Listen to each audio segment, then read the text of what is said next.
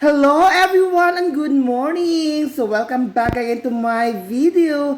At muli na namang nagbabalik ang nag-iisang beauty Winnie Pil cooking for today's morning. So it's first day of March. So nag-create ko na akong bibiboy, tiboy, tumboy, jimboy, og chicken and egg omelette. So that's why I'm cooking mekos sa atong omelette kay gigutom na ko ng akong baby boy, so mag-breakfast siya later. So time check, it's almost 6 a.m. in the morning.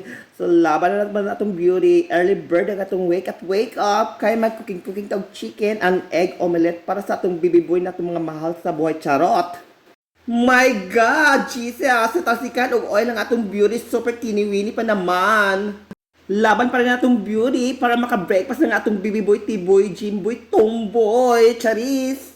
So as you can see guys, mekos atong egg and chicken for today's video.